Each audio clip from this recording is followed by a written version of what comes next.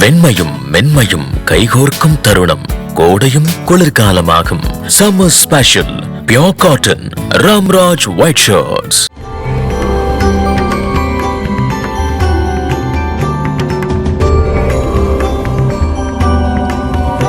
இந்த சூஃபி மார்க்கத்தின் மூலம் மத நல்லிணக்கத்தை மக்களுக்கு போதிக்க வேண்டும் என்பதற்காக வாரிஸ் அலி ஷாவை தன்னுடைய இரண்டாவது குருவாக ஏற்றுக்கொண்டார்.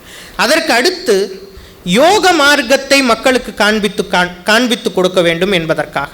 யோக மார்க்கம் என்பது நம்முடைய சம்பிரதாயத்தில் தொன்று தொட்டு வரக்கூடிய ஒரு மார்க்கம். யோகம் என்ற அந்த யோகத்தில் நிறைய வகைகள் உண்டு. பதஞ்சலியினுடைய யோக சூத்திரத்தில் ஆரம்பித்து அஷ்டாங்க யோகம், குண்டலினி யோகம் என்றெல்லாம் நிறைய வகைகள் உண்டு. பகவான் பகவத்கீதையில் ராஜயோகம் என்றெல்லாம் குறிப்பிடுகிறார். அந்த யோக மார்க்கத்தில் நிறைய மகான்கள் பின்னாளில் வந்தார்கள். அப்படி வரும்போது லாஹிரி மகாசயர் என்ற குருவை பாபா தன்னுடைய குருவாக, யோக மார்க்கத்தில் தன்னுடைய குருவாக ஏற்றுக்கொண்டார். இந்த லாஹிரி மகாசயர் யார் என்று கேட்டால், இன்றைக்கு நிறைய நமக்கு தெரிந்திருக்கும் பாபாஜி என்று ஒரு அவதார புருஷர் உண்டு, அவர் இமயமலையில் 2000 வருடங்களாக இருக்கிறார் என்றெல்லாம் நாம் கேட்கிறோம். இந்த பாபாஜியினுடைய விஷயம் முதலில் பரமஹம்ச யோகானந்தருடைய யோகியின் சுயசரிதம் என்ற அந்த ஆட்டோபயோகிராஃபி ஆஃப் அ யோகி என்பதில் தான் முதலில் வெளிப்படுத்தப்பட்டது. அதில் தான் அவர் பாபாஜியை பற்றி குறிப்பிடுகிறார். இந்த பாபாஜியினுடைய சிஷ்யர் லாஹிரி மகாசயர், அந்த லாஹிரி மகாசயருடைய சிஷ்யர் யுக்தேஸ்வர் கிரி, அந்த யுக்தேஸ்வர் கிரியுடைய சிஷ்யர் பரமஹம்ச யோகானந்தர். அவர்தான் நமக்கு ஆட்டோபயோகிராஃபி ஆஃப் அ யோகி என்பதை நமக்கு கொடுத்தார். இந்த பரம்பரையில் வரக்கூடிய, இமயமலையில் வசிக்கக்கூடிய பாபாஜியினுடைய சிஷ்யராக இருக்கக்கூடிய லாஹிரி மகாசயரை பாபா தன்னுடைய குருவாக ஏற்றுக்கொண்டார். நிறைய வெளியில் தெரியாத விஷயங்கள், பாபாவிற்கு இத்தனை குருமார்கள் உண்டு, இத்தனை சம்பிரதாய தொடர்புகள் உண்டு என்பதெல்லாம் இன்றைக்கு ஆட்டோபயோகிராஃபி ஆஃப் அ யோகி எல்லோருக்கும் தெரியும். ஆனால் அதற்கு முன்னால் இருக்கக்கூடிய குரு பரம்பரையில் வந்த லாஹிரி மகாசயரை பாபா தன்னுடைய குருவாக ஏற்றுக்கொண்டார். 16 வயதிற்கு முன்பாக பாபா காசியில் ஒரு நாள் லாஹிரி மகாசயரை சந்தித்து யோக தீட்சை வாங்கியதாக அவரே தன்னுடைய டைரி குறிப்புகளில் குறிப்பிட்டார். இறைவன் அவதரித்தான் என்று குறிப்பிடுகிறார். இறைவன் சாயி என்ற பெயரில் வந்தான். அப்பொழுது அவருக்கு யோக தீட்சை செய்து வைக்கக்கூடிய புண்ணியத்தை அவர் எனக்கு கொடுத்தார் என்று டைரி குறிப்புகளில் குறிப்பிடப்பட்டிருக்கு.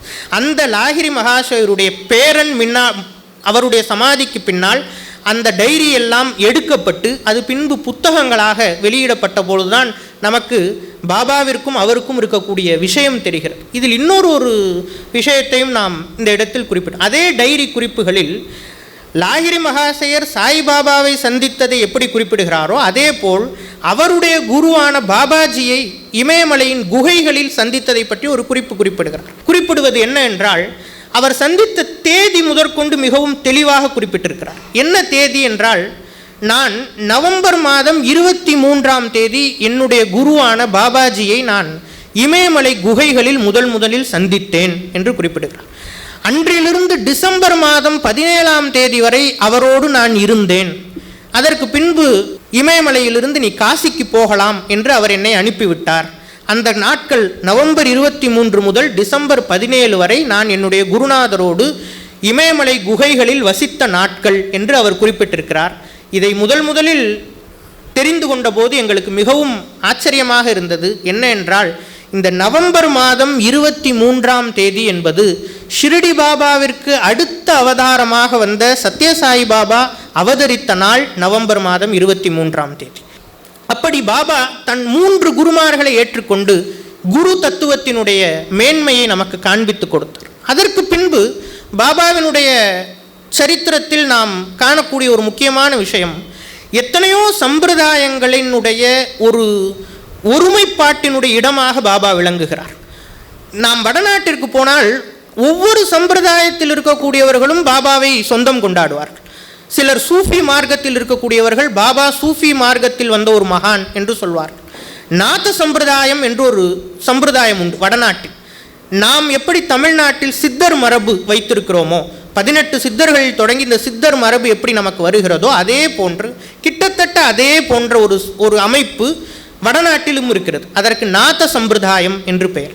அந்த நாத சம்பிரதாயத்தைச் சேர்ந்தவர்கள் எல்லாம் பாபாவை தங்களுடைய நாத சம்பிரதாயத்தில் தோன்றியவர் என்று சொந்தம் கொண்டாடுவார். சாயிநாத் என்ற பெயரில் இன்றைக்கும் நாம் வடநாட்டிற்கு போனால் சாயிநாத் என்று தான் எழுதுவார்கள். சாயிநாத் என்று எழுதுவதால் அவர் நாத சம்பிரதாயத்தைச் சேர்ந்தவர் என்று நிறைய பேர் சொல்வார்.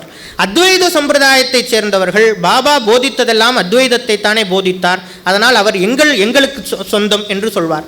இப்படி எல்லா சம்பிரதாயத்தைச் சேர்ந்தவர்களும் பாபாவை சொந்தம் கொண்டாடுவதற்கான காரணம், அவர் எல்லா சம்பிரதாயங்களும் சேரக்கூடிய ஒரு இடமாக விளங்கினார்.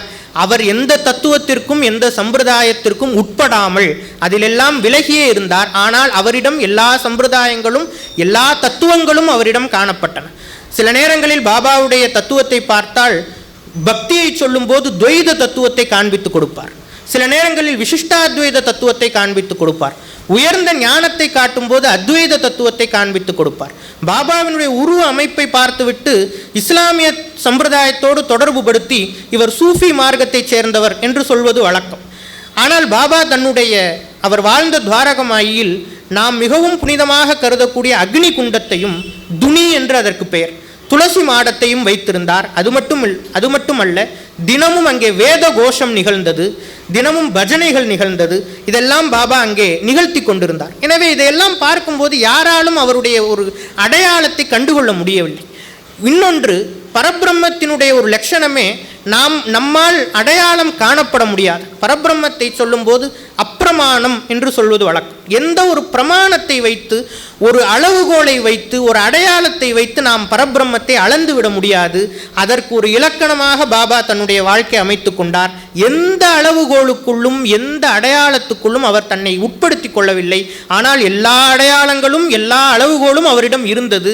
அதனால்தான் பார்ப்பவர்கள் எல்லாம் இவர் எங்களுக்கு சொந்தமானவர் என்று சொல்லிக் கொண்டார்கள்.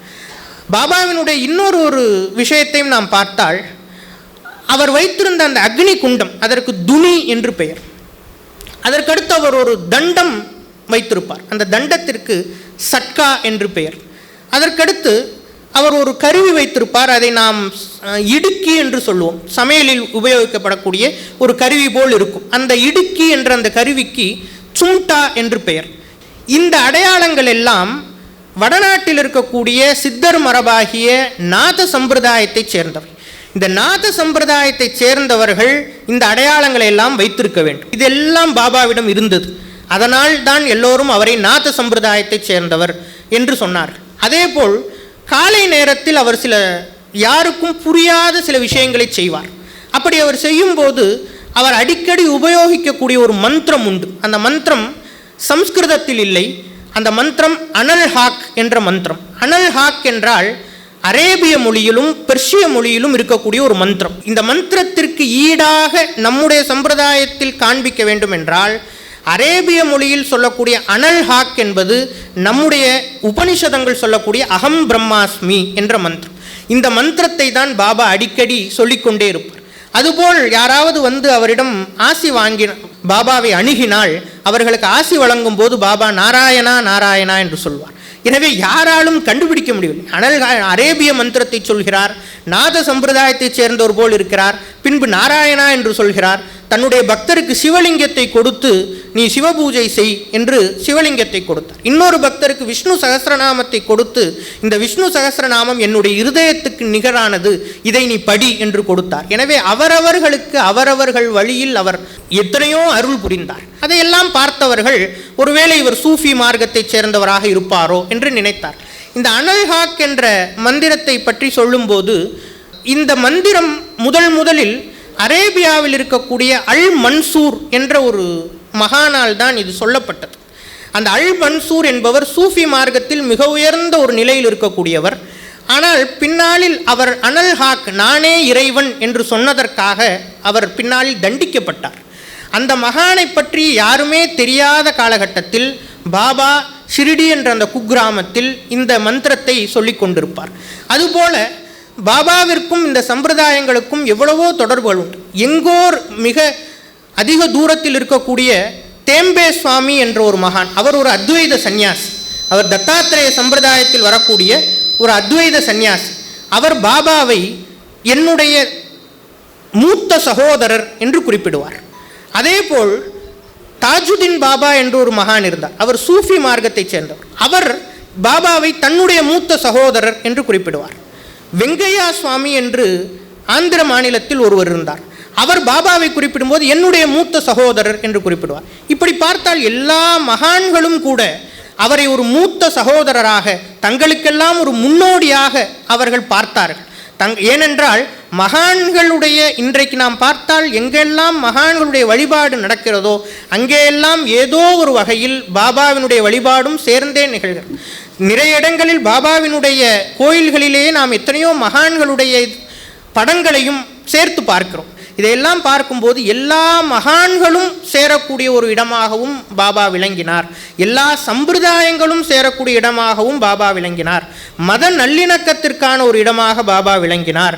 குரு தத்துவத்தினுடைய மேன்மையை காட்டக்கூடியவராக பாபா விளங்கினார். ஆனால் கபீர்தாசர் சொல்வதைப் போல, சிவமகிம்ன ஸ்தோத்திரத்தில் சொல்வதைப் போல, இந்த கடலை நாம் மையாக ஆக்கி, இந்த விருட்சங்களையெல்லாம் மரங்களையெல்லாம் பேனாவாக ஆக்கி, இந்த உலகத்தையே தாளாக ஆக்கி எழுதினாலும் அவருடைய பெருமை எழுதி முடிக்க முடியாது. எனவே இந்த விஷயங்களை எல்லாம் நாம் பாபாவுடைய சரித்திரத்தில் பார்க்கணும். இன்னும் இதை விரித்து சொல்ல வேண்டும் என்றால், ஒவ்வொரு விஷயத்தையும் விரித்தால் அது ஒவ்வொன்றும் ஒவ்வொரு சொற்பொழிவாக இருக்கும். பாபாவினுடைய குரு தத்துவத்தை விரித்தால் அது ஒரு சொற்பொழிவாக இருக்கும். எல்லா சம்பிரதாயங்களும் எப்படி அவரிடம் ஒன்றுபடுகிறது என்பதை பார்த்தால் அது ஒரு சொற்பொழிவாக இருக்கும். மற்ற மகான்களுக்கும் அவருக்கும் இருக்கக்கூடிய தொடர்பு என்ன என்று பார்த்தால் அது ஒரு சொற்பொழிவாக இருக்கும். ஏனென்றால் ராமகிருஷ்ண பரமஹம்சரை எடுத்துக்கொண்டால் அவருக்கும் பாபாவிற்கும் ஒரு தொடர்பு உண்டு. பரமஹம்ச யோகானந்தரை எடுத்துக்கொண்டால் தொடர்பு உண்டு. விவேகானந்தரை எடுத்துக்கொண்டால் தொடர்பு உண்டு. சித்தர்களை எடுத்துக்கொண்டால் பாபாவுக்கும் சித்தர்களுக்கும் தொடர்பு உண்டு. நாத சம்பிரதாயத்தில் வந்த ஞானதேவர் போன்றவர்களை எடுத்துக்கொண்டால் தொடர்பு உண்டு. மராட்டியில் இருந்த வார்க்கரி சம்பிரதாயம் என்று பாண்டுரங்கனுடைய பக்தி சம்பிரதாயம் இருந்தது. துக்காராம், நாமதேவர், இவர்களுக்கெல்லாம் பாபாவோடு தொடர்பு உண்டு. எனவே இது ஒரு பரந்துபட்ட ஒரு விஷயம். ஆனால் ஒரு எடுத்துக்காட்டு நாம் சொல்ல வேண்டும் என்றால், பாபாவுடைய சரித்திரத்திலிருந்து ஒரு விஷயத்தை சொல்லலாம். ஒரு பக்தர் பாபாவை தரிசிக்க வந்தார். அவர் தரிசிக்க வந்தபோது பாபாவை தரிசித்துவிட்டு வெளியே செல்கிறார். அப்பொழுது அவருக்கு ஒரு எண்ணம் தோன்றுகிறது, பாபாவிற்கு 1 ரூபாய் தட்சணை கொடுக்க வேண்டும் என்று. எனவே மீண்டும் உள்ளே வருவதற்காக பார்க்கிறார். பாபாவினுடைய நெருங்கிய அடியவர் ஷாமா கை காண்பிக்கிறார். ஒருவர் பாபாவிடம் உத்தரவு வாங்கிவிட்டு வெளியே சென்று விட்டால் மீண்டும் பாபா அழைக்காமல் உள்ளே வரக்கூடாது, எனவே நீங்கள் அப்படியே போங்கள் என்று கை காண்பிக்கிறார். ஆனால் அவருக்கு அந்த எண்ணம் உள்ளே இருந்தது. அதை நிறைவேற்றாமல் நாம் செல்கிறோமே என்ற ஒரு குறை இருந்தது. அவர் தன்னுடைய ஊருக்கு செல்லும்போது மகாராஷ்டிரத்தில் நாசிக் என்ற இடத்தில் புகழ்பெற்ற காலாராமர் கோயில் உண்டு. அங்கே காலாராமர் என்று, அங்கே ராமச்சந்திரமூர்த்திக்கு இருக்கக்கூடிய கோயில், அங்கே இருக்கக்கூடிய ராமருக்கு காலாராமர் என்று பெயர். ஏனென்றால் வடநாடுகளில் எல்லாம் சிற்பங்கள் பெரும்பான்மையாக வெண்மை நிற சிற்பங்களாக இருக்கும். நம்முடைய தென்னாட்டில் கருப்பு நிற சிற்பங்களாக இருக்கும். வடநாட்டில் வெண்மை நிறத்தில் தான் சிற்பங்கள் இருக்கும். ஆனால் அந்த கோயிலில் மட்டும் ஒரு மாறுபாடாக ராமபிரான் கருப்பு நிறத்தில் காட்சி கொடுக்கிறார். அதனால் அவருக்கு காலாராமர் என்று பெயர். காலா என்றால் கருப்பு என்ற அர்த்தம். அந்த ராமருடைய ஒரு முக்கியத்துவம் என்ன என்றால், அந்த ராமர், பொதுவாக நாம் ராமருடைய உருவத்தை நாம் பார்த்திருப்போம். அபயஹஸ்தம் காண்பித்திருப்பார் அல்லது வில் ஏந்தி இருப்பார். இதெல்லாம் ராமருடைய உருவம். ஆனால் அங்கே இருக்கக்கூடிய ராமபிரான் ஒரு வித்தியாசமான ஒரு உருவத்தோடு இருப்பார். தன்னுடைய நெஞ்சில் சின்முத்திரையை வைத்து கொண்டு அகமேவ பரம் தத்துவம், மேலான பரம்பொருள் நான் தான் என்று சீதைக்கும் ஆஞ்சநேயருக்கும் லக்ஷ்மண சுவாமிக்கும் காண்பித்து கொண்டு அந்த ராமர் நிற்பார். அவர் கையில் வில்லோ அம்போ இருக்காது. நான் தான் பரபிரம்மம் என்று காண்பிப்பார். அப்படிப்பட்ட ஒரு பிரசித்தி பெற்ற ஒரு கோயில் அந்த கோயில். இன்னும் சொல்லப்போனால் இந்த நாசிக் காலாராமர் கோயிலுக்கு கொஞ்சம் முற்பட்டதாகவே நம்முடைய தமிழ்நாட்டில் 2 கோயில்கள் இருக்கிறது. 2 கோயில்களில் ராமபிரான் இப்படி இந்த முத்திரையோடு, நான் தான் பரபிரம்மம் என்று ஆஞ்சநேயருக்கு உபதேசிக்கக்கூடிய இந்த முத்திரையோடு 2 கோயில்களில் விளங்குகிறார். ஒன்று திருவண்ணாமலைக்கும் செஞ்சிக்கும் பக்கத்தில் இருக்கக்கூடிய நெடுங்குணம் என்ற கோயில். இன்னொன்று படவேடு ரேணுகாம்பாள், எல்லோருக்கும் தெரிந்திருக்கும். அந்த படவேடு ரேணுகாம்பாள் இருக்கக்கூடிய அந்த இடத்திலேயே ராமருக்கும் ஒரு கோயில் உண்டு. அந்த ராமர் கோயிலில் இங்கே நான் தான் பரம் தத்துவம், நான் தான் பரபிரம்மம் என்று காண்பித்து கொண்டிருக்கிறார். எனவே அந்த காலாராமர், மகாராஷ்டிரத்தில் நாசிக்கில் இருக்கக்கூடிய அந்த காலாராமர் கோயிலுக்கு இவர் செல்கிறார், இந்த பக்தர் செல்கிறார். அவர் உள்ளே ராமரை போய் தரிசிக்க போகும்போது அந்த கோயிலினுடைய வாசலில் உட்கார்ந்திருக்கக்கூடிய ஒரு மகான், அவர் பேர் நரசிம்ம மகாராஜ் என்று பெயர். அந்த மகான் தன்னுடைய சீடர்களுக்கு ஏதோ ஒரு உபதேசம் செய்து கொண்டிருக்கிறார். அந்த உபதேசத்தை அப்படியே நிறுத்திவிட்டு வேகமாக வந்து இந்த பக்தருடைய கையை பிடித்து என்னுடைய 1 ரூபாயை கொடு என்றார். பாபாவிடம் அங்கே கொடுக்க வேண்டும் என்று நினைத்த 1 ரூபாயை ஐயோ பாபாவுக்கு நாம் கொடுக்காமல் வந்துவிட்டோமே என்று அவர் நினைக்கும் போது அதை பாபா இன்னொரு மகான் மூலமாக, அங்கே ராமருடைய சன்னதியில் இந்த மகான் இருக்கிறார் என்று இவருக்கு தெரியாது, ஆனால் போனவுடன் அவருடைய கையை பிடித்து மிகவும் உரிமையாக என்னுடைய 1 ரூபாயை கொடு என்று கேட்டார் என்று நாம் பாபாவுடைய வரலாற்றில் பார்க்கிறோம். இது ஒரு எடுத்துக்காட்டு. இதுபோல் நிறைய சம்பவங்களை நாம் குறிப்பிடலாம். என்றைக்குமே நம்முடைய சம்பிரதாயத்தில் நாம ரூபம் என்பது மிகவும் முக்கியமானது. நாம் இறைவனையோ அல்லது நம்முடைய குருவையோ அல்லது மகான்களையோ அவதார புருஷர்களையோ வழிபடுவதற்கு நாமமும் ரூபமும் மிகவும் முக்கியம். அவர்கள் ஒரு உருவத்தில் இருக்கிறார்கள், அந்த உருவத்தை வைத்துதான் நாம் அவர்களை வழிபட முடியும். தெளிவு குருவின் திருமேனி காண்டல். அதுபோல் நாமத்தை தான், அவர்களுடைய நாமத்தை நாம் மகாமந்திரமாக எடுத்துக்கொண்டு ஜெபம் செய்ய முடியும். எனவே இந்த நாமமும் ரூபமும் மிகவும் முக்கியம். அப்படி சுவாமிகளுடைய, சத்யநாராயண சுவாமிகளுடைய அந்த நாமத்தையும் ரூபத்தையும் பார்த்தவுடன் தோன்றிய ஒரு விஷயம், அவர்கள் பெயர் தென்பழனி கருவூரார் சத்யநாராயண சுவாமிகள் என்று தெரிந்து கொண்ட போது, பாபாவினுடைய, ஷிரடி பாபாவினுடைய அடுத்த அவதாரமாக வந்த சத்யசாயி அவதாரத்தில் சத்யநாராயணன் என்ற பெயரில்தான் பாபா மீண்டும் அவதரித்தார். அந்த சத்யநாராயணன் என்ற நாமத்தை வைத்துதான் அவரை எல்லோரும் சத்யசாயி பாபா என்று குறிப்பிட்டார். அதே பேரில் நாங்கள் எந்த சம்பிரதாயத்தை ஒட்டி வருகிறோமோ அந்த சம்பிரதாயத்தில் இருக்கக்கூடிய பாபாவினுடைய பெயரான சத்யநாராயணன் என்ற பெயரையே தன் பெயராக சித்தர் பெருமான் கொண்டிருக்கிறார் என்பது எங்களுக்கு மிகவும் மகிழ்ச்சியாக இருந்தது. அதற்கு அடுத்து அவருடைய உருவத்தை பார்க்கும்போது அந்த உருவத்தில் ஒரு ஆடை அணிந்திருக்கிறார். அந்த ஆடைக்கான காரணத்தை இனிமேல் தான் கேட்டு தெரிந்து கொள்ள வேண்டும். அந்த ஆடைக்கான ஏதோ முக்கியத்துவம் இருக்க வேண்டும் நிச்சயமாக. அந்த ஆடையை பார்த்தவுடன் எங்களுக்கு ஞாபகம் வந்தது, பாபா எப்படி ஆடை உடுத்துவார் என்று நமக்கு தெரியும். படங்களிலும் மற்ற விஷயங்களில் நாம் பார்த்திருப்போம். ஒரு ஆடை உடுத்தினார் என்றால் அது கிழிந்து போகும் வரை அதை மாற்ற மாட்டார். அவர் சில நாட்கள் மிக வெண்மையான ஆடை உடுத்துவார், சில நாட்கள் அழுக்கான ஆடையோடு இருப்பார். அப்படித்தான் பாபா வாழ்ந்தார். ஆனால் அவருடைய பக்தர்கள் எல்லாம் சேர்ந்து பாபாவிற்கு அந்த காலத்தில் வெல்வெட்டால் செய்யப்பட்ட ஒரு அங்கி, ஒரு கோர்ட் பாபாவிற்கு கொடுத்தார். பாபா அதை நிறைய நாட்கள் அணிந்து கொள்ளவே இல்லை. பின்பு பக்தர்களினுடைய ஒரு ஆசைக்காக சாவடி ஊர்வலம் என்று பாபா தான் இருக்கக்கூடிய துவாரகமாயிலிருந்து கிளம்பி சாவடி வரை செல்வார். சாவடி என்பது அவர் இரவு நேரங்களில் தங்கக்கூடிய ஒரு இடம். அந்த துவாரகமாய்க்கும் சாவடிக்கும் இருக்கக்கூடிய ஒரு தூரம் பார்த்தால் ஒரு 500 அடிகளுக்குள் தான் இருக்கும். ஆனால் அதை பக்தர்கள் மிக விமரிசையாக ஒரு ஊர்வலமாகவே நிகழ்த்துவார்கள். 1 நாள் 2 நாள் அல்ல, பாபாவினுடைய வாழ்க்கை முழுவதும் 1 நாள் விட்டு 1 நாள் இரவு நேரங்களில் இந்த சாவடி ஊர்வலம் நிகழும். பாபாவினுடைய உருவத்தை பார்த்தவர்கள் அவர் ஏதோ ஒரு ஃபக்கீர் போன்று தன்னை ஒரு பிக்ஷை எடுத்துக்கொண்டு இருந்தார் என்று நினைப்பார்கள். ஆனால் இந்த சாவடி ஊர்வலத்தை யாராவது பார்த்தார்கள் என்றால் இவரை போன்ற ஒரு ராஜாதிராஜன் இருக்கவே மாட்டார் என்று அவ்வளவு விமரிசையாக குதிரைகள் என்ன, அந்த ஒரு குக்கிராமத்தில் அந்த காலத்தில் குதிரைகள் பல்லக்குகள் எல்லாம் ஒவ்வொரு நாளும் 1 நாள் விட்டு 1 நாள் அந்த சாவடி ஊர்வலம் நிகழும். அந்த சாவடி ஊர்வலத்தில் மட்டும் தன்னுடைய பக்தர்களுடைய ஆசையை நிறைவேற்றுவதற்காக பாபா ஒரு அங்கி அணிந்து கொள்வார். அந்த அங்கி ஒரு வெல்வெட் அங்கி. அந்த அங்கி அதே போன்ற ஒரு அங்கியை தான் சித்தர் பெருமான் அணிந்திருக்கிறார்.